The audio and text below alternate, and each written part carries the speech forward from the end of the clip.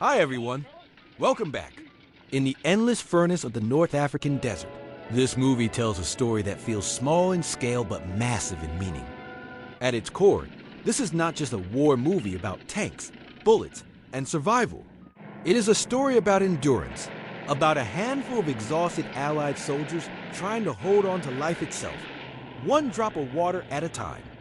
The film follows Sergeant Joe Gunn, played by Humphrey Bogart, an American tanker retreating after the fall of Tobruk. Along the way, he gathers a desperate group of survivors, British, French, Sudanese, and others, before they reach what seems like salvation, an isolated desert well. But the well is nearly dry, and soon it becomes something even more dangerous, a battlefield. What makes this movie so powerful is how it turns water into the center of war.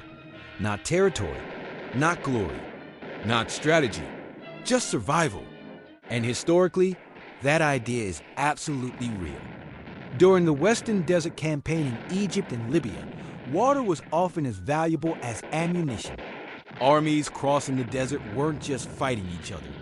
They were fighting heat, exhaustion, mechanical failure, and the brutal emptiness of the landscape. In many cases, supply lines determined victory more than battlefield heroics ever could. The film's enemy, the German Afrika Korps, reflects the very real desert war led by Erwin Rommel, whose forces repeatedly clashed with British and Allied troops across North Africa. While Sahara is not a direct retelling of one exact battle, it captures the truth of that campaign: isolated units, chaotic retreats, shattered convoys, and men forced to improvise under impossible conditions. Its fictional last stand at the well feels believable because the desert war was full of moments like this small, brutal engagements fought far from headlines, where survival depended on nerve, deception, and discipline. What also stands out is the film's multinational cast of soldiers. That too reflects history.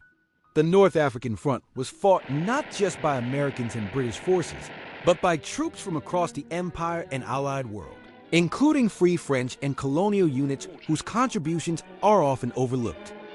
This movie is less about winning a battle, and more about refusing to surrender humanity in the middle of hell. It may be old Hollywood, but beneath its dramatic style lies something real. The desert was merciless. The war was exhausting, and sometimes the most important thing soldiers fought for wasn't land. It was water.